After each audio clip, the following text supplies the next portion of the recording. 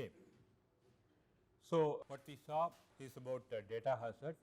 We will see how data hazards need to be handled. As I mentioned earlier, whenever you have a true dependency or what is called a read after write dependency, the subsequent instruction has to wait until the previous instruction writes a result back in the register. Okay, let us look at a situation in which my ith instruction produces a value, but the I plus 1th and the I plus 2nd instruction do not need this, but let us say the I plus 4th or the I plus 5th instruction need that value. Then what happens in that situation? So, let us not worry about the immediate second or third instructions, right, but let us say that dependency is a little farther away, maybe the 4th or 5th instruction, and in this case there is no problem, right, there is a dependency, but there may not be a stall because by that time that instruction goes into the so called instruction fetch phase. This instruction would have completed its execution, correct. So, the problem happens only if the dependent instructions are within 1 or 2 instructions away. If you are assuming 2 stall cycles, then it is 1 or 2 instructions away. If you are assuming 1 stall cycle, then it is only 1 instruction. There are some hardware solutions for data hazards, and that can actually reduce the data hazard stalls to 1 cycle in most of the cases. Okay. But we are not going to focus on the hardware solution, we are going to focus more on the software solution, and let us see what can be done in software to take care of this. Instruction scheduling is a technique which can be used to take care of this problem. As I mentioned earlier, only if the dependent instructions are close to each other, that is 1 or 2 instructions within each other, then the stalls matter. Otherwise, the dependencies would have been anyway been satisfied and you do not incur a stall. So, the question is it possible for me to reorder my instructions so that dependent instructions are a little farther apart? That is the question. Okay. Let us make the question a little bit more specific. If I assume, right, the dependent instructions cannot happen within 1 cycle, that means that between I and I plus 1 cycle alone I need to worry about, or more specifically for certain types of instructions like load instruction, right. I say if the load instruction loads some value, then the next instruction cannot be dependent on that, but let us say the I plus 2nd onwards can be dependent on that, right. Supposing if that is what we want to look at as a problem, then can compiler help us? That is the question, right. So, instruction scheduling is a technique. We are going to see more about this in the next lecture, okay, in the probably tomorrow afternoon or on Friday, Thursday afternoon or Friday, we will see more about that, right.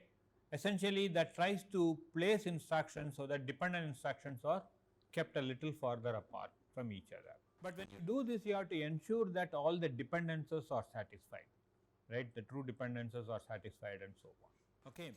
Now, if you look at this technique is essentially what we call as a compile time technique, because the compiler reorders these instructions, right, and then make sure that the dependent instructions are kept farther away from each other. There is also a runtime solution to this problem where the hardware does this reordering of instructions in terms of not necessarily moving them out, but in terms of the order in which they are being executed, issued and executed. We will not again go into the details of this because we are again focusing on the compiler related topics here. Okay. So, as I mentioned earlier, we are going to talk about a specific form of a delay called load delay slot. In that, what we essentially mean is that if the ith instruction is a load instruction, then the I plus 1th instruction cannot be dependent on that. That is the only problem that we are trying to solve. In all other cases, we will say the hardware solution will take care of things, right. Only in the case of this load delay, right, the software or the compiler has to help, right. Let us look at that particular problem. Okay. So, here is what I mean by this. Here is an example. So, you have a load instruction and that load instruction produces a value in R3 register which has to be consumed by the subsequent add instruction, right. Similarly, and then there is one more add instruction which is also dependent on R3, then another load instruction, and again that load instruction produces a value in R13 which is being consumed by this instruction, right. and by what we have described earlier, if there is a load instruction and then there is an immediate dependent instruction, there will be one stall cycle between them, correct. So, again you can see that because of this dependency, and if these instructions happen to be successive instructions, there will be one stall cycle. Similarly, here also. So, if I present this code from my compiler to this machine, then that machine would incur 2 stall cycles. That means that if I am only considering these 5 instructions, then the time it would take to execute these 5 instructions, looking at from a throughput point of view, is that it will produce the results of these pipelined instructions, right, 5 instructions in 7 cycles. That is really what would happen because of these 2 stall cycles, right. So, that is why it is important to remove these stall cycles if possible from this, right. Let us see what happens. If I am allowed to reorder these instructions, but when I reorder the instructions, I have to make sure all the dependencies that are given in the instructions are preserved. That is an important condition. If I say that, then how can I do that? For example, if I look at it, this instruction, right, also uses R3. So, I cannot move this between these 2 instructions, right. What about this instruction? This instruction uses R11 register, and none of these instructions actually write into R11. That means that this instruction is not dependent on any of these instructions, right. So, the question is, can I move this instruction, right, in between these 2 instructions, right, and if I do that, what will I gain? Okay. So, let us see that. So, the first load instruction is there, then the add instruction is there. Because of the dependency, I want to put some instructions in between these 2 instructions. Look at see, right. If I move this load instruction in that location, then what happens is that this is an independent instruction which is between this load instruction and the dependent add instruction. Now, this instruction can be fetched, let us say if this instruction is fetched in time t, this can be fetched in time t plus 1, and this can be fetched in time t plus 2, and that will not really cause a stall, because that one stall cycle that I am talking about I have avoided by putting this instruction in between. Now, what about the stall between this instruction and this instruction? I have also taken care of that, because immediately after this instruction there is a independent instruction which is independent of this, right. So, if I leave the rest of these instructions in the same order, right, you can see that I have taken care of the dependency between the load instruction and the corresponding add instruction, as well as this load instruction and the respective add instruction, right. They have been now separated by more than one instruction, and as long as they are separated by more than one instruction, these stalls will not occur. So, in this particular case, I have 0 stall cycles. That means that in a pipelined execution, I can actually finish executing all these 5 instructions in 5 cycles. So, I have again, now I have improved the throughput to 1 instruction per cycle. So, this is essentially what we call as instruction scheduling. This is done by the compiler.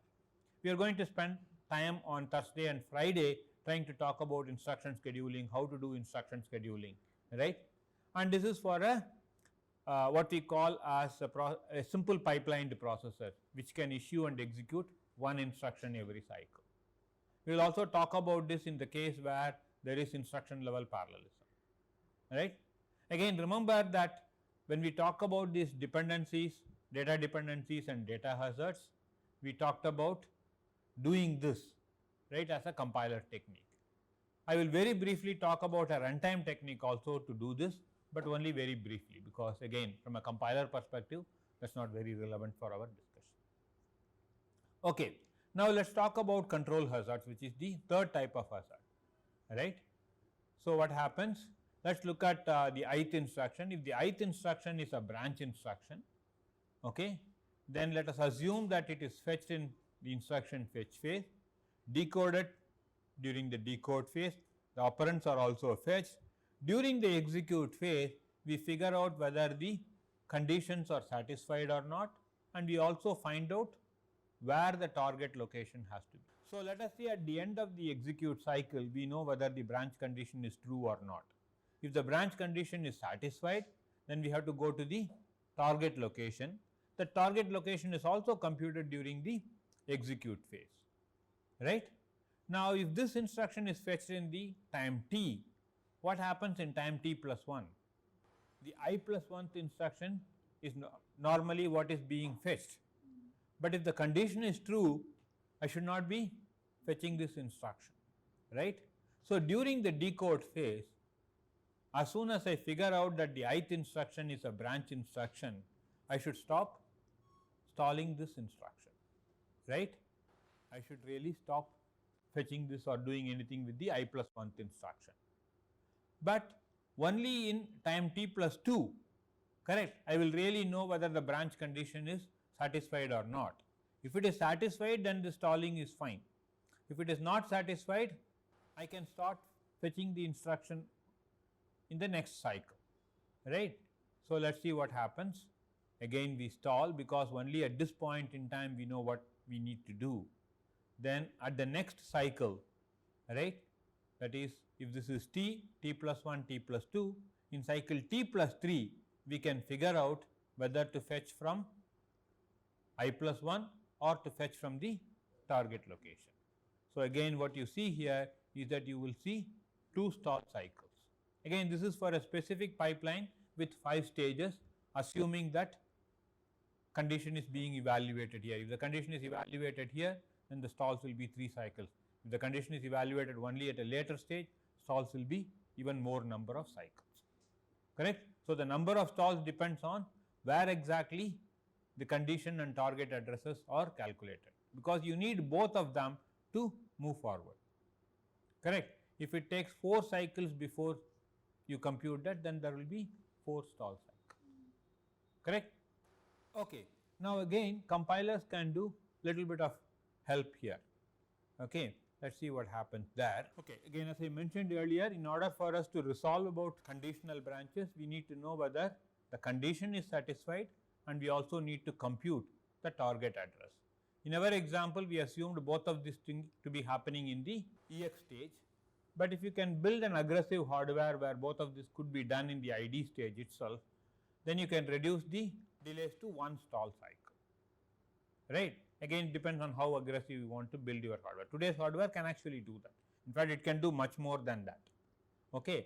Let us look at the case when the stall is reduced to 1 cycle, but minimally it at least requires 1 stall cycle, because after the IF stage only you can decode and execute the instruction. So, minimally you need 1 stall cycle, okay. So, one possible way to handle this problem is what they call as static branch prediction technique. In a static branch prediction technique, you have this policy of static not taken policy. That means that even when you hit a branch, you pretend that the branch is not going to be taken, right. And if you pretend the branch is not going to be taken, you allow the I plus 1th instruction to be fetched in cycle t plus 1, right. And then 1 cycle later you will figure out whether the condition is satisfied or not. If the condition is not satisfied, then your prediction is correct. You can move forward without any delay. But if the condition is satisfied and the branch has to be taken, then your prediction is wrong, you incur 1 stall cycle. But anyway you would have incurred 1 stall cycle. So, by taking a static not taken policy for branches which are not taken, you can essentially avoid the stall cycle, right. So, this idea is a very simple idea, but quite useful. So, what I want to do is that if in my instruction stream I will always assume that the branch is not going to be taken, right, and then I will build my hardware such that the ith instruction and the I plus 1th instructions are always executed independent of whether the branch is taken or not taken, correct. So, I am now saying that, see, whenever you see a branch instruction, the idea is that if the condition is satisfied after the ith instruction, you go to the target. But now we are building a hardware in which even if the condition is satisfied, the I plus 1th instruction will also be executed before you go to the target location, right. So, what do you put in the I plus 1th instruction has to be, you have to be careful about it. That has to be the instruction which you anyway have to execute irrespective of whether the branch is taken or not taken. For example, if I have an instruction above the branch which is independent, right, I can possibly put it below the branch also, so that I and I plus 1 are executed, right. That is really what we are going to talk about. This rest of it is actually from a hardware perspective. Not. So, what we are going to talk about is what we call as delayed branching. In delayed branching, what we have is that you are designing a hardware, so that irrespective of what happens to the branch instruction, the instruction following the branch is also executed. Question? Yeah. So actually, what I was thinking, in data hazard, we, the example which you gave, the load and Sure. I was using Yeah. that register. Hmm. So maybe we could then Do that. Sorry. yeah, so I can insert the branching statement if it is coming below, and anyways I have to implement. Here, right, in this example is what you are talking about. Yeah, I was talking about this example. Uh. So here, let's say I have the first two instruction and later on I have a branch instruction. So you said that in a branch instruction, if we go the branch. Just hold on to your question for a few minutes. We will come to it, because I want you to first understand what delayed branching is, and exactly what I am going to do I will show you, right. So, hold on to your question for a second. So, let us skip this, let us go here, right. My animation is probably a little bit messed up, but let's see. Supposing, let's say I have the following sequence of instructions, right. There is an add instruction, there is a branch instruction, right. This branch instruction uses the value of R1, and R1 is not being written by this instruction, right. Now, my hardware is that if the branch instruction is executed, the instruction following the branch is also executed before you either go to the instructions below that or go to this location out, right. So, this is how my hardware behaves, right. Hardware has been changed such that not only the branch instruction, but the instruction following the branch is also being executed irrespective of whether the condition is satisfied or not. That means that you react somewhat slowly to the branch, right. That is why it is called delayed branching. You are not going to jump immediately after the branch, you are going to jump one instruction after, means one instruction, you are going to execute one more instruction before you take the branch. That is why it is called delayed branching.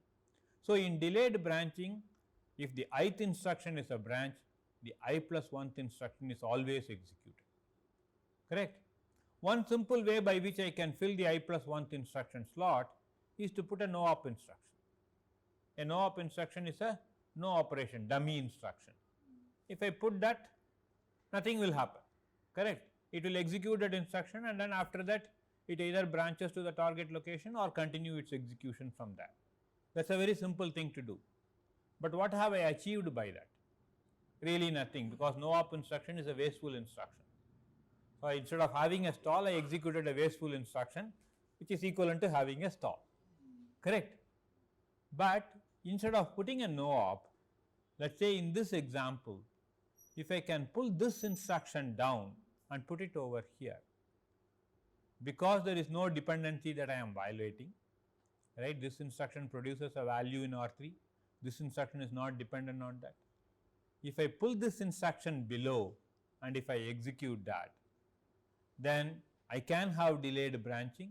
This branch can execute, the instruction following that can also execute, and after that, depending on the condition, either I can follow that location or I can go to the target location, correct.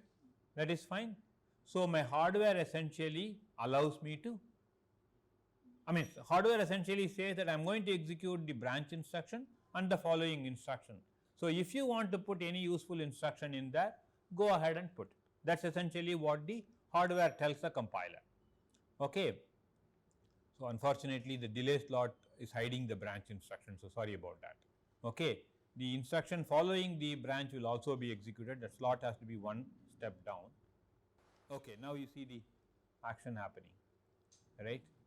So, technically speaking, this should have been, let me just go back and show it to you correctly. So, let us again look at this. So, I have the add instruction, correct, and I have the branch instruction, okay, and then I have the delay slot, correct. What is the hardware ensuring? The hardware is ensuring that after the ith instruction, the I plus 1th instruction will always be executed, correct? Right, this is what the hardware is saying, irrespective of whether the branch condition is satisfied or not, that instruction will always execute, correct?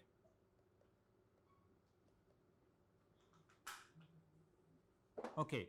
So, what I am going to do is that this delay slot which is there, I need to put some useful instructions there. One way of doing is that take this instruction which is not dependent, or this branch instruction is not dependent on that, and move it in this delay slot, correct? Then what happens is that instead of having this sequence, you will have branch equal R1 and then add R3 instruction, right? Now, if this is executed in the ith cycle and this is executed in the I plus 1 cycle, right, because of the delayed branching, you can see that the add instruction will be fetched in the next cycle and it will be executed, right? And after one cycle, the branch condition would have been evaluated and you know whether you have to go to I plus 2 or to the target location out, right? So, after that instruction it can jump, right? And what I have done is that this one delay slot that we had, where a useful instruction can be filled, we have moved an instruction and moved it down, correct? Now, does that answer your question? This is the kind of delay slot that you want to fill in. Yeah, I was thinking that we could handle both data dependency and Now, these are two independent things, right? Sometimes you can move a branch instruction between a load instruction and a dependent instruction to take care of both of them. But if you have a branch instruction and if delayed branching is supported, need not even have to be a load instruction, it can be any other instruction also which can be moved. Okay? That is really what we are talking about. Okay? Alright, so this animation was a little bit messed up, that is why you do not see the things correctly. You see a sequence of two add instructions, but it should have been that this add instruction, there is a branch instruction and then subsequently an add instruction. Okay. So, this way the stall cycles can be avoided. Now, when you do this filling of delay slot, you can actually fill instructions from above the branch, or sometimes you can also take instructions from below the branch. Okay. But you have to take instructions that do not affect the branching condition. Again, is essentially saying that we have to satisfy the dependencies. So, where do you get these instructions from? As I mentioned earlier, it could be from the target branch or from the fall through, okay, or from above. Any of these things is possible. I do not know whether I have an example for this, but if you want, I can always say this thing. Okay, let us just go through this animation and let's see. The case that we discussed was one where you have from before the branch, right? This is because those instructions are anyway executed before the branch instruction is executed. So, if you move them down to the delay slot, it is always useful, okay, but you have to make sure that you are not violating any dependencies. Now, if this is not possible and you do not have any independent instructions which is above the branch which could be moved into the delay slot, then you can think in terms of taking an instruction from the target location. Remember, you were supposed to jump to out whenever the condition is true, right? So, I can take the first instruction or the second instruction from there and I can also put it in there, provided, right, certain conditions are satisfied. I have to make sure that executing that instruction does not cause any violation of dependencies, okay. And that is useful only if the branch is taken more often than not. If the branch is, very few times it is taken, then taking an instruction from the target location and filling it up is of no use, because by executing that instruction I am actually doing a dummy action. When the branch is more often not taken, then I can take an instruction from the fall through branch and I can put it in the delay slot, and I can do that provided again it does not violate any dependencies, okay. And this is useful whenever it is more often not taken than taken. So, these are the ways by which we can do, and a compiler can actually help you to do this thing. That is why we study this here. Okay. Now, let us move on to the next topic, which is about instruction level parallelism, where you are trying to execute more than one instruction every cycle. Okay. So, here the idea is that you have an instruction sequence, but from that instruction sequence you try to identify what are called independent instructions, instructions which are not dependent on each other, and you try to issue and execute them together in a single cycle, right. So, why do we want to do this? We want to do this because we want to improve the throughput. With ideal pipelining you get a throughput of one instruction per cycle, right, but if you want to get more than one instruction per cycle, even an ideal pipeline cannot give that. So, an ideal superscalar processor or an ideal VLIW processor which can fetch, decode and execute, let us say 4 operations per cycle, can give you an IPC or throughput of 4 instructions per cycle. So, that is the reason why we want to do that, but you can only execute independent instructions in every cycle, because dependent instructions have to be delayed by appropriately so that the dependencies are satisfied. Okay. Now, how do we identify these independent instructions which can be issued and executed together? That is the question, right. In superscalar processors, this is done by the hardware. Hardware is presented a sequence of instructions, it fetches 4 instructions together every cycle, it decodes this, understands whether these instructions are independent or not, and if they are independent, whichever instructions which are independent, it tries to issue and execute them in parallel. Whereas in VLIW processor, VLIW stands for very long instruction word. In VLIW processor, the compiler analyzes the code, identifies these independent instructions and puts them in parallel. Okay. And the hardware essentially fetches these instructions together and executes them. We are going to spend more time on understanding this phase of how the compiler can do that, but very briefly we will also see what should be done here. Okay. So, essentially this is pictorially what happens in a superscalar processor. You have a sequence of instructions, right. So, 2 or 4 of them are fetched in each cycle in the instruction fetch phase, and they are put into some kind of a queue where they are being decoded. So, from here to here things happen in program order. That means that in whatever order the instructions are, they are actually decoded in the same order. That is when you will understand what the programmer has intended. If there is a data dependency from this instruction to this instruction, if you decode them only in that order, you will understand that the dependency is from that instruction to this instruction. Otherwise, you do not know which way is the dependency, right. So, if you look at here pictorially, the green instruction happens first, then the blue instruction, then the red instruction, gray, and then the purple instruction, correct. So, that is the order in which it has to go. So, decode is done in the program order, and after you have decoded, you would understand the dependencies between the instruction, the true dependencies between the instruction.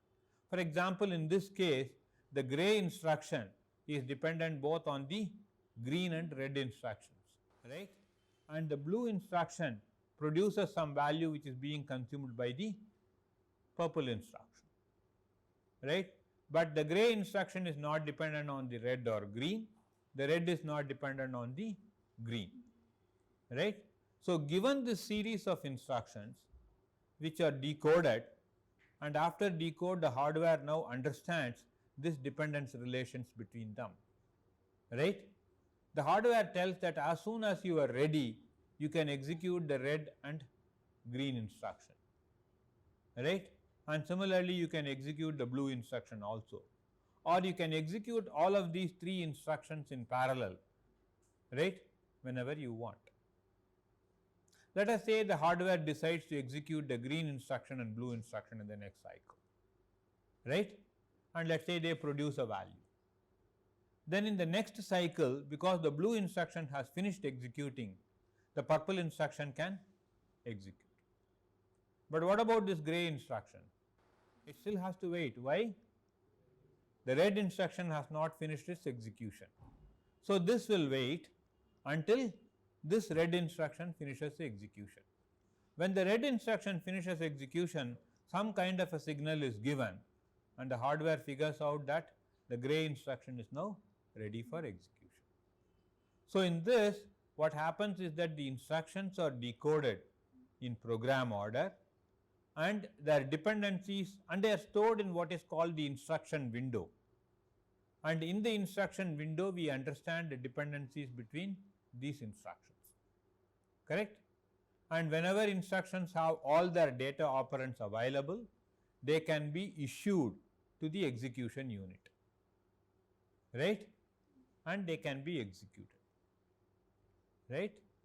And after they finish execution, right, to the dependent instructions, they send the data value or they send some kind of a signal, so that the gray instruction can figure out that the green has finished execution or the red has finished execution, or when all of them has finished execution, the gray itself can go for execution, right? And then after that, the values of each of these instructions are written in the destination location, again in program order. This is again important. Remember, they are decoded in program order, they are issued possibly out of program order, right, that is out of order, but again the result values are written back in program order. This is again required for certain hardware reasons. I will not go into the details of that. Okay. Yeah. All of this is done by the hardware.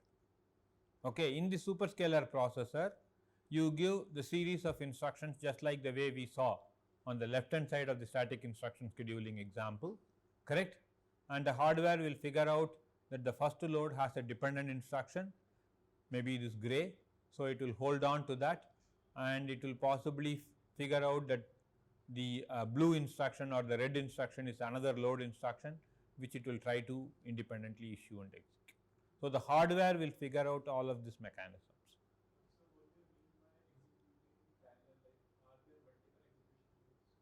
I am going to see in the next slide. Okay, I'll tell you how that is going to happen. This is just at a high level pictorially what is likely to happen. Okay, this does not necessarily say anything about how it happens in the real hardware. Okay, so more question or we are okay? So let's look at how the hardware would look like. Okay, so I have skipped a few things and then now I am introducing what is called the instruction cache. Remember, we talked about doing instruction fetch, and instruction fetch, if it has to happen in a single cycle, that instruction obviously has to be in the cache. So let's assume that there is an instruction cache and we will fetch the data from the instruction from the instruction cache. Every cycle I will fetch multiple such instructions, right? 4 consecutive instructions will be fetched and they will be put in the instruction buffer. From the instruction buffer, okay, this part of it let's skip. From the instruction buffer, I move them to what is called a decode, rename and a dispatch phase, okay, where the 4 successive instructions are being decoded, right, and the dependencies between them are understood. Okay, it also does something called register renaming, which for the time being we will skip. We will not go into the details of that, right.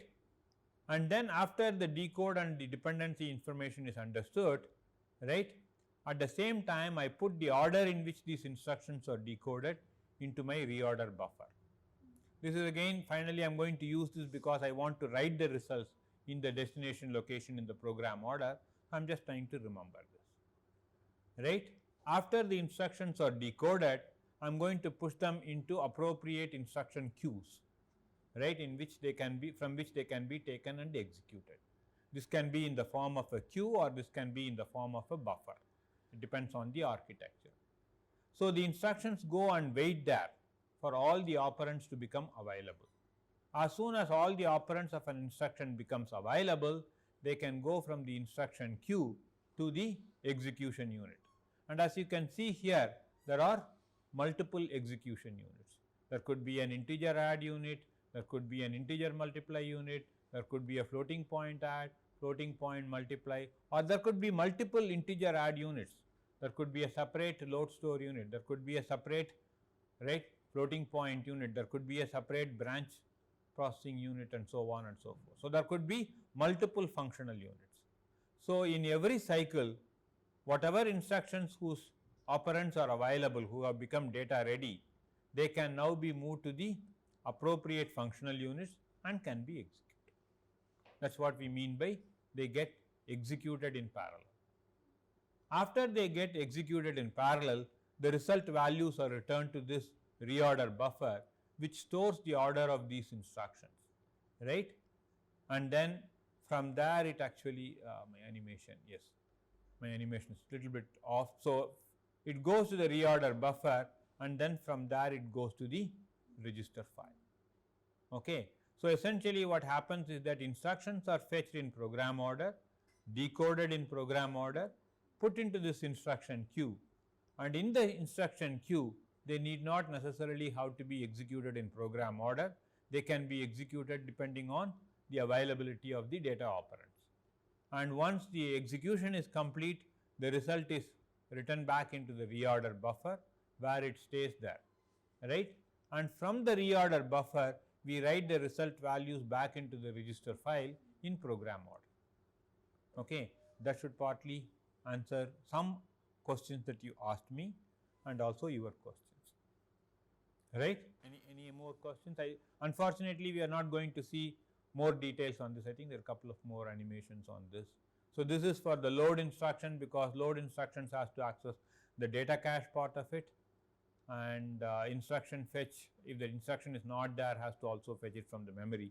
So that's the memory interface part of it, right? So this is how a superscalar processor kind of executes instructions, right? And all of this, as I mentioned earlier, is done by the hardware. Okay. Software essentially presents a sequence of instructions. If it wants, it can do some instruction reordering and give the instruction to the hardware, but once it has done whatever it can do, the rest of it is all done by the hardware. Okay. Any questions? Okay. Now let us look at another kind of an instruction level parallelism processor called VLIW processor, right? In the superscalar processor, as I mentioned earlier, independent instructions which can be executed in parallel, they are identified by hardware in this stage, okay, when they are being put into the instruction queue, right? And therefore this hardware has to be a complex hardware. It has to understand what are the instructions, what are the dependencies between the instructions, which instructions have got their operands available, or for which instructions their previous dependent instructions, their predecessors have already completed execution. I have to take those values, I have to take those things and then find out which instructions are ready. I can send them to the execution unit for execution, correct? So this piece of hardware which is going to do all of this is going to be complex, right? Whereas in the case of a VLIW processor, the compiler is going to detect all the independent instructions and is going to put them together in one large instruction word that the processor can fetch, do the decode and simply execute. The processor can execute all of these instructions together because the compiler guarantees that they are independent. Okay. That means that my hardware does not have to do any check, right? The hardware simply can say that if these are the 4 operations that are together in an instruction, I can execute all of them in parallel, right? I don't really have to worry about checking their dependencies or anything, right? So that is why in a VLIW processor, the compiler does all the work and the hardware is simpler. Whereas in a superscalar processor, the hardware does all the work and the compiler really does a little bit of reordering and nothing more. So there the hardware is much more expensive, right? So typically this is what we call as a smart compiler, the one which does a lot of hard work, and a dumb hardware, right? Okay. So this is how the VLIW processor looks like. It has an instruction memory from which the instructions are fetched every cycle. That instruction itself will have multiple operations, and each of these operations, because the compiler has compiled it this way, we know are independent and therefore can be sent to the appropriate function unit, and those function units can execute them taking their operands from the respective register files. And after finishing execution, they will write the result back in the respective register file, right? If they need to do load store operations, then they will access the data memory, right? So this is a simple pipeline, hardware is simple, right? no detecting of dependencies and other things, it can simply go through this each cycle, right, and it can execute parallel instructions every cycle. This is what that happens in the case of a VLIW processor. So, the question is, if you are writing the compiler for this VLIW processor, what all do we need to do during the instruction scheduling stage? That is the problem that we will talk about, right. That is the reason why we are talking about VLIW processor. So, again we have the superscalar processor where the detecting of independence between instructions is done by the hardware. We have a VLIW processor where this is done by the compiler. Okay, I think this is probably where we are going to stop. This is an example of a VLIW processor which has a 256-bit instruction and can hold up to 7 wide operations. Okay. So, at this point in time we probably have to switch and then stop here discussing about machine architecture to a large extent. Okay. We will come back and talk about memory hierarchy mostly on Friday and data parallelism also on Friday. Okay. Any questions before we switch the slides? So far things are good, right. Suppose to give you a quick overview of architecture, right, that is required for us to write the compilers, right. Okay. So, again, as I mentioned earlier, we started off with machine architecture. We covered most of what we wanted to see immediately. Okay. Now, we are going to move on to code generation, right. So, that is basically what we are going to discuss for the rest of today. Okay. So, again we will have some introduction, why code generation, what is code generation, and how do we need to do that and so on. Then we will talk about a simple code generator which is just based on usage counts, okay. Sorry, not usage counts, a simple code generation, right. Then we will go to more sophisticated code generation mechanisms and specifically talk about the construction of a directed acyclic graph for basic blocks and then do code generation for that. And we will see that even in this case, if you want to generate what is called the optimal code, that problem is an NP-hard problem, right. And therefore, we will resort to some simpler mechanisms like using certain heuristics for generating code. But fortunately, if you are talking about code generation for expressions which are like trees, which is a specific case of a DAG, then in those cases you can generate optimal code either by using the Sethi-Ullman algorithm or by doing what is called dynamic programming. So, we will talk about those approaches as well, and then subsequently we will talk about how do you do instruction selection using tree pattern matching, instruction selection and code generation using tree pattern matching, right. And finally, we will also talk about a little bit of machine dependent optimization called peephole optimization. So, this is how we are going to cover, these are the things that we are going to cover in this module, and we will kind of get to a shape by which we can do code generation, right. So, you might have seen that these are the different phases of the compiler, right, and obviously things on lexical analysis, syntax analysis and semantic analysis would have been covered. You would have also seen intermediate code generation, correct, and you would have also seen machine independent optimization in the last 2 days, correct. So, all of this has been covered so far, right. So, what we are going to assume is that you are given an optimized intermediate code. What kinds of intermediate representations did you people see? 3 address code, anything else? AST, then. So, we are going to assume that you are going to be given one of those things, and we are going to assume that all the machine independent optimizations have already been performed, right. Now, our objective is to take this optimized intermediate code and generate an efficient target code, right. And we are, as I mentioned earlier, we are only going to consider about generating assembly code. From the assembly code, going to the machine code is a part of the assembler, which we will not discuss here, okay. So, again, as far as the machine dependent optimizations are concerned, these are the different phases. You do code generation, and as a part of the code generation you do instruction selection. Then you do a set of machine dependent optimizations, which is what I call as the peephole optimization. And once you have finished all of these things, you have a so called an efficient code, right. On that you may possibly do the register allocation. Then after that you do instruction scheduling. Again, it's not after that, you actually do that before doing in register allocation, but then again it is possible to think of doing it in any order. So these are two other components that we are going to see. And the essential challenges here are that generating code, right, is a non-trivial task. Okay, given the intermediate code is in what form? 3-address code form, right? But the 3-address code, how complex or simple is it? It's relatively simple, right? From the high level you have reduced it down to, right, simple things, and if you look at it in some sense, it closer to the assembly code, correct? It is somewhat closer to the assembly code, but yet going from that intermediate code to the assembly code is not that trivial.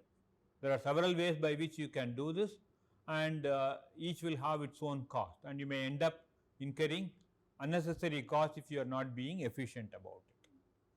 The problem of generating the so called optimal code is an NP-hard problem. In fact, several of these problems that you see here, right, fall in this NP class, and therefore getting the optimal solution for them will take a large amount of compile time, that is computation time, right, and therefore we may end up going for certain heuristic solutions for these things. Again, I'll talk, when we talk about code generation, we'll talk about which problem is NP hard and why, what kind of solutions we go for that. Similarly, when we talk about register allocation, we'll talk about why register allocation problem is like this, and so on and so on, right. So optimal code generation, register allocation, instruction scheduling, all of these problems are NP hard. So if you want to get the optimal solution, you have to spend a lot of, the complexity is high, so you have to spend a lot of time for that. So we will not obviously get that, we will try to see efficient solutions for all of them. Okay, just to put things in perspective, as I mentioned earlier, we are going to take an optimized intermediate code and generate an efficient target assembly code. So this consists of two parts, which is basically the target code generator and then certain code optimizations, and these code optimizations are specific for the target machine that you are talking about. Okay, so what could be the forms in which my intermediate code can be? It can be a 3-address code, it can be some kind of a syntax tree, okay, or it can be a linear representation, right. When you talk about other kinds of compilation environments, you also talk about what is called bytecode, right. Many of you who are familiar with Java generates, when you compile a Java code, it generates a bytecode, and the bytecode is what is being executed by the Java virtual machine, correct. Typically the bytecode is interpreted by the Java virtual machine, right.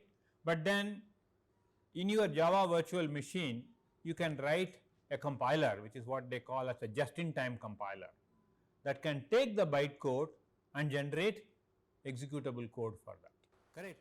So in that case, if you are considering of, let's say, a JIT compiler, that JIT compiler would have the bytecode sequence as its intermediate representation, right, or like any of the other intermediate representations that you are familiar with, in the case of a normal, right, offline compilation kind of a thing. The output that you generate is basically the target assembly code, and depending on whether your processor is a RISC processor, you generate a RISC code. If your processor is a CISC processor, you generate the appropriate RISC code.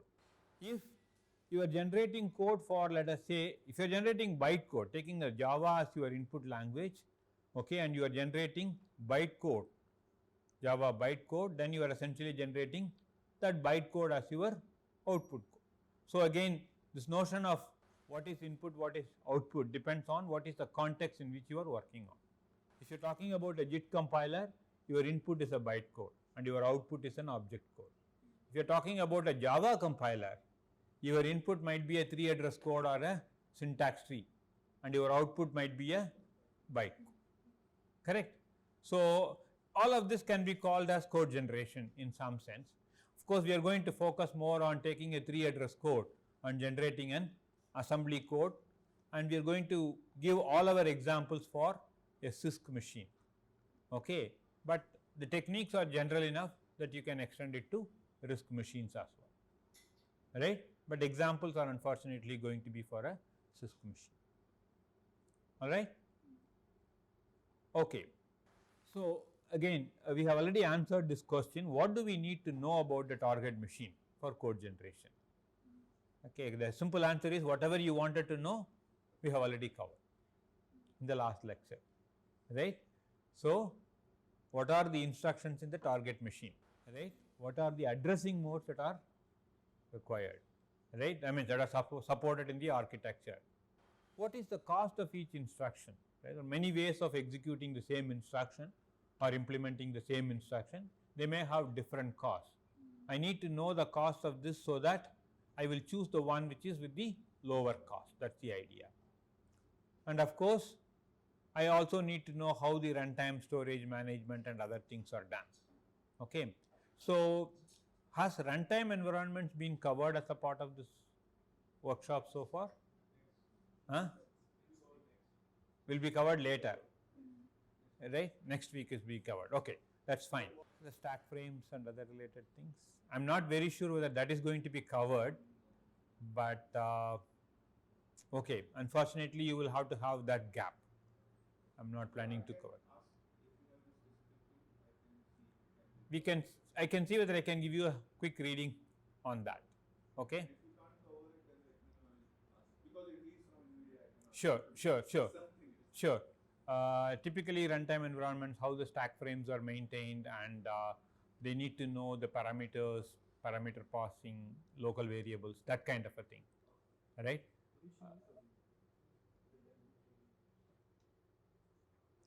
Okay, I should have checked this before, but unfortunately I forgot to, right? So this part is something that I'm sure that Shekhar will take care of, coordinating and getting at least some part of it covered, otherwise you can read it, right? Again, remember, see, when we talked about local variables are allocated in the stack, correct? So you need to know how those variables are addressed. They are always addressed with reference to either a stack pointer or a frame pointer, more like a frame pointer rather than a stack pointer, because that stack frame, right, both the stack pointer and the frame pointer will be pointing to that. You typically use the frame pointer to address the local variables, right? Similarly, for the parameters that you are passing to your function, they will be with reference to the stack frame pointer, right? And when you want to do return, that is with reference to the stack pointer. So managing the stack frame is one aspect that you need to know in order for you to do the code generation, and that part of it is typically covered in runtime storage management. Okay. Another thing is about call convention. So certain processors have this notion of caller saved register, callee saved registers, and so on, right? In a caller saved register, before you make the call, the caller will save some of these register contents in the stack before making the call. In the callee saved registers, the callee will save those things in the stack frame before they modify those registers, and then before they return from the callee to the caller, they will actually restore those values. So these are responsibilities that are given to these things. So as a compiler or as a compiler writer, you need to know that, so that when you generate code, before you make a function call, all the caller saved registers have to be saved in the stack frame. And in order for you to save them in the stack frame, the stack frame size has to be decided appropriately. So those are the things that the compiler writer has to take care of, and for that purpose they need to know about the runtime storage management. Okay. For now we will assume that you have that knowledge, but wherever you require I will kind of tell you what it is, and maybe we can figure out how to implement that later on. Okay. So why is efficient code generation kind of complex, right? The answer is that there are many possible ways of implementing the same instruction or the same 3-address code, and you have to choose the one which is the most efficient one, right? And the different sequences obviously will have different costs, so the one which is with the lower cost is what needs to be done. And then particularly when you talk about using registers, right, there are, let us say, several program variables. You want to figure out which of these variables need to be stored in the register and which of them can be accessed from the memory directly. This is only in CISC architectures, because in CISC architectures you can afford to have some operands in memory, and when you can afford to have some operands in memory, essentially the decision of what is in memory, what is in register, or what should be loaded into register has to be, that decision has to be made, and again that decision influences the cost of your code, right. And therefore again there are many choices and you have to choose the right one in order for you to generate the efficient code. Again my, okay, sorry about these animations coming out of order, but let's try to work this out. Okay. So look at this simple instruction, A is equal to B plus C. In this case what I am going to do is that I am going to load B into a register, C into another register. I can, yeah, I am sorry, I am not loading B into a register, I am loading the address of B. Load address of B into a register, load address of C into another register, and I am moving the contents of the location pointed by R0 register into R2. Then I am adding the contents of the memory location pointed by R1 with R2, right. So this has let us look at it. So this is basically moving the value of B into R2, this is the pointer to A. So I am adding the contents of A now with the contents of B, and I am then putting it back into that location, alright. So that is essentially what is happening. If you look at it, basically I have 5 instructions, and then in couple of instructions I have this move address, which is possibly using the absolute address mode, and that has an additional cost, right. So I add up those costs. Another way of generating code for this, again things are coming slightly out of order. Okay, let me just get all of this and then work on it, right. So this is the second way of generating instruction for this, in which I do not move any of these addresses into register or even the values into register. I simply move the value of B using a move instruction into this R0 register. Similarly, move the value, add the value of C which is in memory with the value of B which is in R0 register, put the result in R0 register, and subsequently move that value into A register. This takes only 3 instructions, right, but then some of these instructions are heavy duty instructions, right, as opposed to some of those instructions. So again the cost of this need to be estimated. Here I have used a simple cost mechanism, one for each instruction plus for one for any additional words that I am using. So this has a different cost. Again, for each architecture this may be different and you have to use the appropriate cost. If I have the facility to just move, so here is what happens. I first copy the contents of B into memory location A, and then I add C to memory location A and put the value back in A. So provided my architecture supports an add instruction with 2 memory operands, if that is possible, then I can do this. Whatever is the cost for that, I have to pay for that. So this is another way of generating this instruction, right. So here is the third way where you basically, so here you are basically moving, you are assuming that the values of B and C are available in these 2 registers.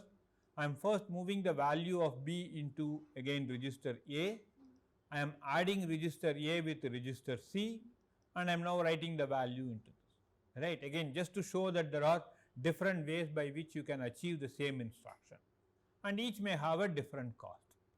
So essentially in a code generation phase, yes, I have assumed some way by which each instruction has a cost, and then every instruction which use additional bytes, for example here I have to store the absolute address of B following that instruction as an additional cost, right. So the machine architecture will tell you exactly what the cost is, right, and as a compiler writer one needs to understand that cost and then incorporate that cost. That is really what it is. So in this particular example, see, the address of B has to be following this instruction. So that has to be fetched and used. therefore I have added an additional cost for that. Similarly, the address of C, similarly the address of A. Here I am assuming that the value of B is already available in a register, right. If that is available, then I can actually move that into another register. I can do the add with the memory location or with another register and then write the value back. Here I am assuming that all of this is register operands and therefore they incur only one cost, I mean they only incur a cost for the instruction, and only in this instruction I have an additional memory address and therefore I am assuming a cost of 1, right. So, when you generate code for a target architecture, right, you say that each instruction has this kind of a cost, and if the operand is like this, then there is an additional cost for that. So, that information is being specified to you, or you can understand that from the instruction set manual, and based on that you will try to generate the code for that. That's really what happens, right. Okay. If it is a CISC machine, this is what you will do. If it is a RISC machine, what can we do? You have to move the memory locations to registers, right, and then perform the operation and then store them back, right. Okay. So, here is what you have, right. Load B into R0, load C into R1, add R1 and R2, put the result in R0 and store it back into A, right. So, if you assume that each instruction is one word, there are 4 instructions, there is nothing additional in here. So, you will have a cost of 4, right. Here is again I am assuming that this B and C can be specified simply, I mean simply meaning like using some kind of displacement addressing mode with a small offset. That is what I mean, that is why I said that these could be 4 bytes. Whereas, if these addresses are not there, I mean that can typically happen if these are local variables are available in the stack frame. If this is not available in the stack frame, but if these are variables which are global variables, then their addresses first need to be moved into some locations, from there it can be do. For example, in order for me to move move B, first I need to store the most significant word of the address of B, right, that is the upper 16 bits into one register. Then I have to add the least significant 16 bits, okay, with that in another. See, remember my immediate constant can only be 16 bits long in the MIPS architecture. So, in that MIPS architecture, the immediate constant can be at most 16 bits, whereas the addresses are supposed to be 32 bits, right. So, I have to do it in 2 steps. First get the most significant bit, then add the least significant bit to it, get the address in R0, then use that address, load it, put it into R. Similarly, for the C, right, and then I perform the addition, I again get the address of A in register R5 and then I store the value. In fact, this is what I have to do if A, B and C happen to be global variables, right, or their addresses are truly 32 bits and they are not available in any registers, right. If I know A and B are offset by 4 locations, right, I could have used that in some efficient way, right, you understand that, right. For example, if A and B happen to be part of a structure fields, correct, A happens first and then B happens next. The compiler allocates saying that the first one is going to take 4 bytes, the next one is 4 bytes off from that. Then once I have loaded B's address, A's address is only 4 bytes offset from that. I do not need any of these things. I could have simply used 4 minus 4 or 0. I could have done that, correct. So, similarly some intelligent decisions could have been done. So, depending on where the variables are and how they are relative to each other, when the compiler generates code, it has to generate the complete code so that it can load that information. In this case, if these are local variables, they are available in the frame pointer, right, and the offset within the frame pointer is a short offset. So, that can be a part of the immediate constant, right. So, I can specify it within the same instruction, right. For local variables are always stored in the stack frame and they are always referenced with regard to the frame pointer. So, there will be a small offset from the frame pointer, so that can be specified. So, that is where these instructions are simpler and has a lower cost, whereas these instructions they require more instructions and their cost is high, correct, and therefore, the total cost is high. Okay. So, depending on whether you are generating code for a CISC machine or for a RISC machine, what types of instructions are supported, what types of addressing modes are supported, right, you have to generate code appropriately, and you have to generate a code which is supposedly more efficient, right, and there are several possibilities. The idea here is to just show that there are several possibilities. Okay. All right. So, let us just first start off with a simple code generation. Yes, question.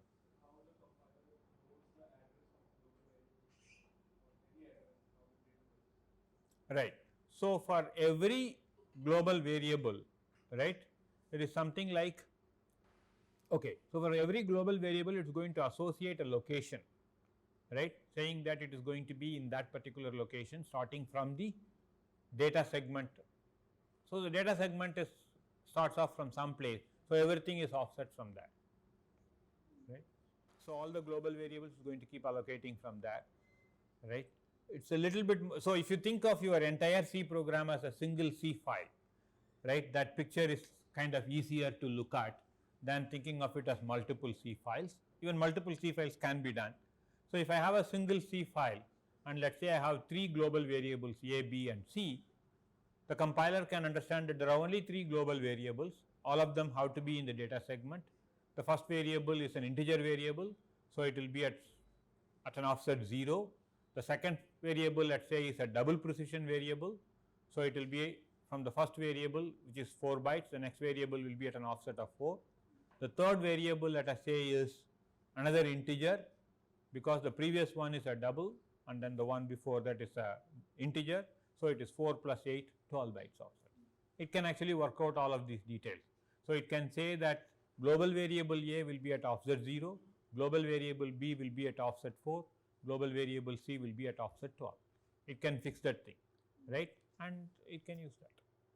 Now, when you have multiple such files which you are linking together, then something has to be above, something has to be below, but then again they are relative, right, and the compiler can work those things out. The compiler and then subsequently the linkers and loaders. Not just the compiler, it is also the linkers and loaders, because each file is compiled separately, you remember that, right. So, as far as that single C file is concerned, there are only these global variables, right. Again, unfortunately, I may not be able to provide the complete answer because there are several other things also, but it gives you an idea, right. If it is a stack frame, it is simple, local variable is simple, right. Good. Shall we move forward? Okay. So, let us look at a very simple code generation scheme, right. So, this is going to essentially go and then do the following thing. It will read one, right, intermediate statement and it will generate the code for that, right. That is essentially what it is going to do. But then when it generates a code, depending on what the architecture allows, it has to decide, you know, what stays in the register and what stays in the memory and so on and so forth, right. So, it is going to essentially maintain 2 data structures, one called register and another called address descriptor, right. The register descriptor essentially keeps track of which register holds what variable names, right. For example, let us say if you have moved contents of A into register R1, then you have to remember that R1 contains variable A. So, that subsequently if there is any instruction which is making use of variable A, instead of again loading it into one more register, you might as well use this R1 because you save cost, correct. Once you have already moved it into a register R1, it will be good to remember that, right. So, that whenever A is being used, instead you can use R1 to do that, right. The other data structure, which is the address descriptor, essentially kind of holds the other kind of the map. For every variable name, it says where all it is being held, right. For example, variable A, you say whether it is in memory or you say whether it is in memory and register, you say that, okay, because it is possible that you could have it in both places, right. And similarly, when a variable is being copied into another variable, right, the register descriptor can have for the same register multiple variable names. Say for example, A is copied into B and then I have loaded A is copied into B, then I have loaded B into R1 register, right. If I have the sequence of statement A equal to B and then move B to R1, then R1 essentially holds B, but R1 also holds A. To remembering this would be helpful, because if I am going to do something with A, I might as well use R1. However, I have to be careful not to overwrite something, right, because if B is going to write onto itself some value, or let us say the register which is holding B is going to be modified, then at that point in time I have to go and say that A no longer resides in register, A is only in the memory, correct, otherwise I will be using the wrong location. So this kind of a mapping is what needs to be maintained by these two descriptors. That means the current up to date value for every variable, where is it available, or in what all locations is it available. Similarly, each register, what are all the variables that it is currently holding. You need to kind of remember this in order for you to do this code generation. I will show you a simple scheme and also a simple example. We will not really bother too much about it, because nobody is going to write a code generator using this method. I mean, it is going to produce a very, very inefficient code if you use this method. So there is no need to learn this completely and then generate code using that, because you are not never ever going to use this thing, but just to have a quick idea of what it is, right. So in this code generation scheme, what we want to do is that we want to use the register location whenever the operand is available both in the memory and register, because using register location saves cost, right. That is simply what it is, okay. And for every destination operand, you try to allocate a register whenever it is possible and hold that value in that register as long as possible. But if no free registers are available, you can also use memory. That means that you are going to incur more cost. That is the only difference, right. See, particularly in the case of a CISC machine which allows your operand to be in memory or register, you could have used either one of them, right. Again, it depends whether that particular CISC architecture allows your destination operand to be in memory. If it allows it to be in memory, then you can use it. If it does not, then necessarily you have to allocate a register for that. So you have to find a register and so on. So essentially this algorithm is going to go in the following way, but it's it's going to generate a very inefficient code. Let's see how it works, right. For each 3 address code which is of this form, x is equal to y operation z, right, it first finds out, okay, it first gets a register for the destination location, right. So we will find out how get register works, but the idea is that get register is going to identify a location L which could either be a register or a memory location, right, for the destination operand, right. And then next it determines where y is available. So it finds out the location y prime where y is available, okay. Y prime could either be a register or a memory, okay, the location where it is available. Then what it is going to do is that it is going to copy this y into this location L, right. Remember, we are going to talk about generating address for CISC machines, and in these CISC machines typically it is a 2 operand instruction address format, okay, and one of the operands is also the destination location. That is why we are taking the first operand and then putting it in the destination location, right. So remember, earlier itself we figured out that L should be the location where the destination is going to be, right. So we have said that x is going to be available in L, and in that location I have now moved the value of y. Now I find out where z would be, right, find out the location where z is, okay, and then generate code operation z prime comma L. If Z prime is a register, then it is a register. If Z prime is a memory, then it is memory register, right, assuming this machine supports one operand to be in the memory and the other to be in the register, right. This kind of works. So, that is the reason why we have done this. Okay. Actually, I am sorry, I will take that back a little bit, because I do not know whether L is a register, right. We only know that L is the location where the destination has to be. This could even be a memory operation. All that I know is that I have moved the value of the first source operand into the destination location. Then I have performed the operation with regard to the second source operand and the first source operand, which is already available in my destination location, and the result is also available in my destination location, right. After I have done that, now I have to say that X is now available in L, right. X is available in L. I cannot say anything about Y prime, I cannot say anything about Y except that Y is available in Y prime, which is where it was available earlier. So, I do not have to necessarily do any update on that. He said also I am not moving anywhere, right. You understand that prior to this instruction, Y was available in the location Y prime and Z was available in the location Z prime. Neither of them have been disturbed, right, they have not been modified. So, both Y and Y prime continue to stay wherever they were before. Only thing is that X is now available in L. If L happens to be a register, then we know that it is a register. If L happens to be a memory location, then it is a memory location. So, the address registers, address descriptor and the register descriptors have to be appropriately updated. Okay. Sorry? X was not already available in L.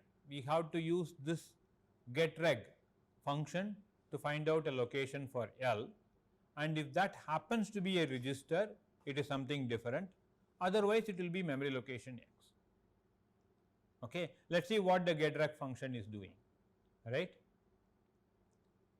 So, getReg function is essentially supposed to find a location L for X for computing this operation. So, it is actually going to do something very interesting. It first finds out whether Y is in a register R. Okay. If Y is already in a register, Y is the first source operand, okay, and that register is not holding any other location, that means that only Y and R has only Y, nothing else, right. And of course, Y is not needed anymore, Y is not live anymore, right. That is, that value which is available in the R register is not needed anymore. Then I can use that itself. See, it is possible that you have computations where certain value is in a location, you use it once or you use it a few times, and after that you do not again need it for a long time, in which case I can actually overwrite onto that location, right.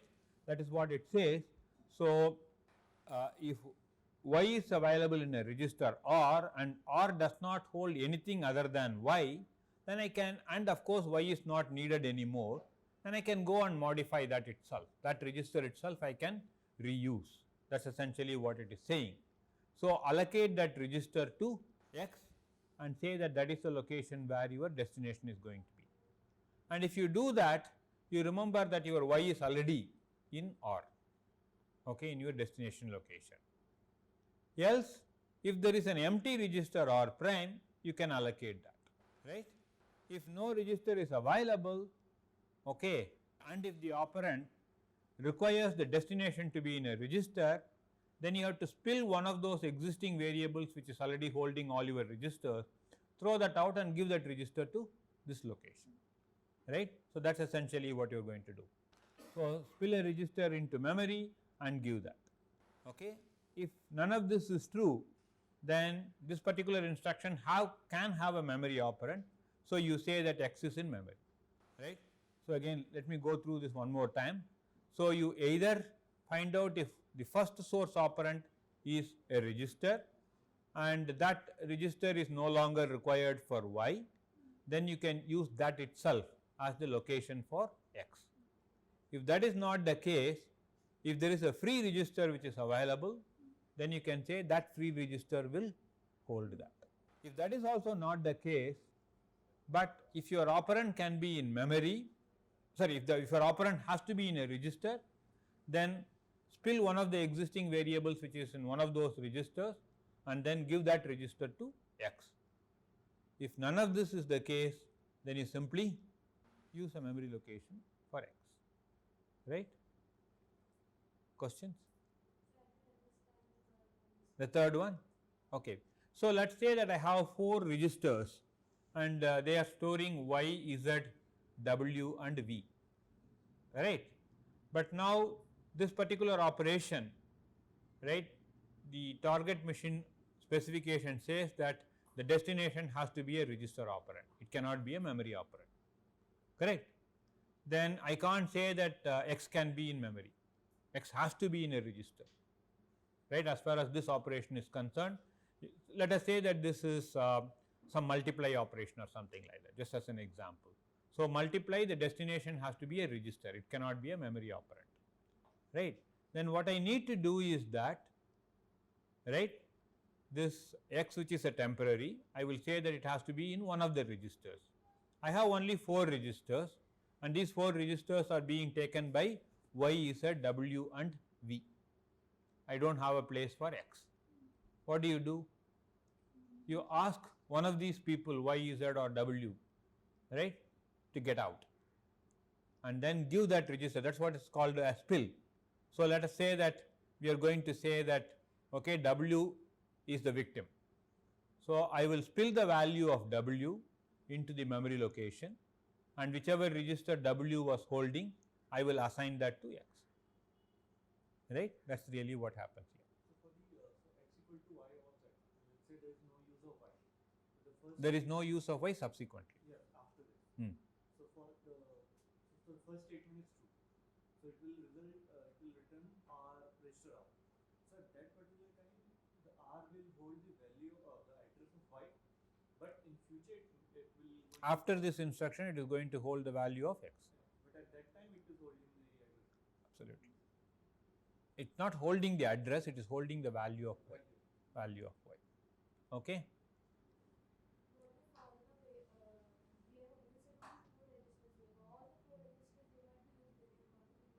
All the 4 registers might be?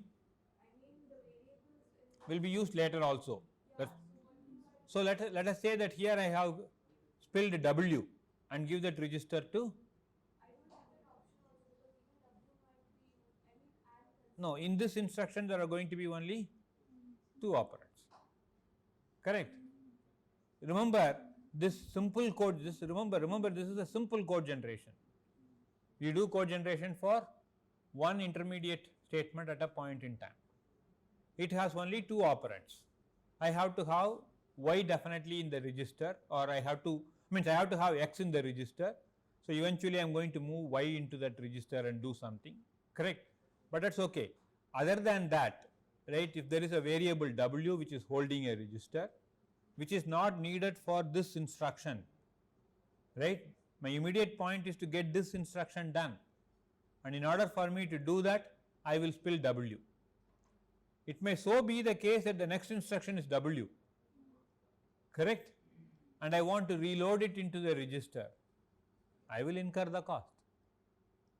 That is why this is called a simple code generator, and that is why it generates inefficient code.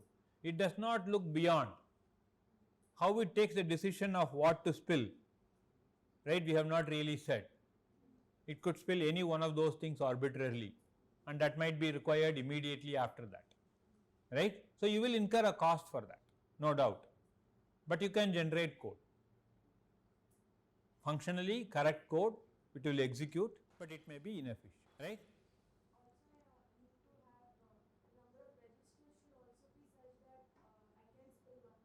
Yes, if I have only 2 registers, what will I do? That is an architecture which may not be a useful architecture, right. So, you will have enough registers to work with, but all of them may have some values, then you have to take a decision of which one to spill. It may so happen that the one that you have spilled may have to be reloaded again. there is a cost that you pay for it. All right? That's really what happens. Any more questions? Yeah.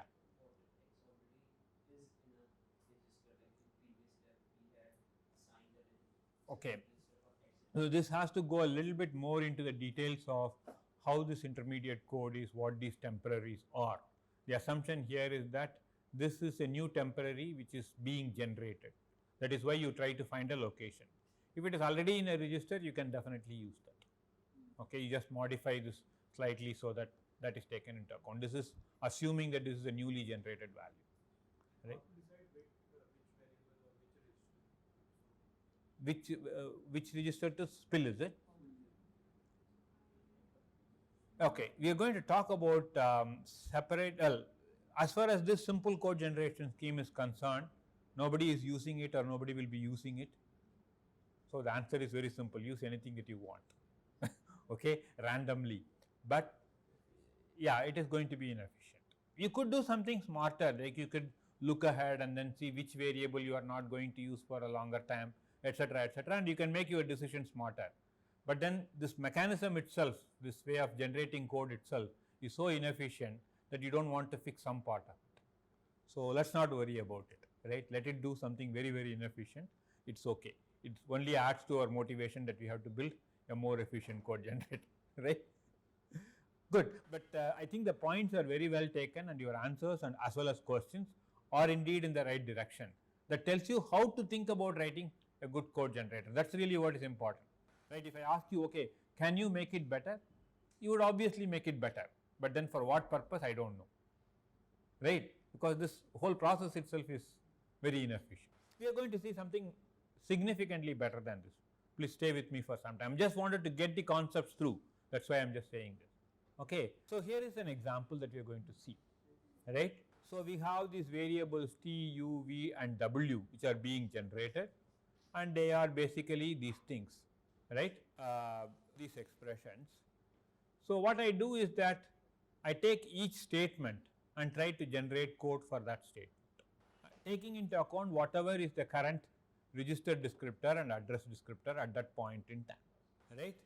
So let's say that at this point in time R0 has t, right. So let's say initially nothing was there in my data structures. So now what I do is that I move first a to R0 and I subtract b from R0, and therefore R0 will contain the value of a minus b, which is my t. So in this instruction, when I am generating code for this instruction, for this destination location t, when I asked get register, I assume that it gave me R0, right. Therefore my first code is move b to R0 and then move a to R0 and then subtract b from R0 and then store it into, that essentially puts the value a minus b in R0, okay. So after this instruction is over, I know that R0 has t, right, and of course the same thing, t is in R0, right. Now when I go to the next instruction u, I am again asking the question, give me a location for u, right, and this time let us say it gave R1, right. Now I generate the code move a to R1, subtract c from R1, the result is in R1. Now we can say that R0 has t and R1 has u. The same thing in the address descriptor, put the other way around, right, t in R1 and this one is. Now let us say v is equal to u, this is a copy operation, right. Now in this case I do not necessarily need to generate any code for this, right. I find out what is u is in R1, correct, it is a copy operation, and for the copy operation I can simply say if this is already in a location, this will also be in the same location, right. So after this we say that R0 has t and R1 has both u and v, same thing over here. Now let us see here I am going to do t plus v, right, and I am going to write it into w, right. Again when I try to say get register for w, it gave me R2, right, and I find out where t is in R0, so I move R0 to R2, and then of course find out where v is in R1, so I add R1 to R2, right. So, at the end of this R0 has T, R1 has both U comma V and R2 has W, same information mapping in the reverse direction. So, I keep updating my register descriptor and address descriptor, and I keep working on these things, every statement one after another, and I keep updating it.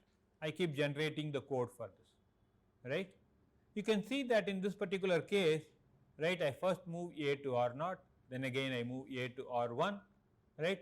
I could have avoided this by giving a register for this and keeping A in that register, but I do not do those intelligent decisions in this simple code generator. All I do is that for this instruction what is that I need to do, for that instruction what is that I need to do, and based on that I generate code, and therefore I may end up moving the same operand into different registers at different points in time, right.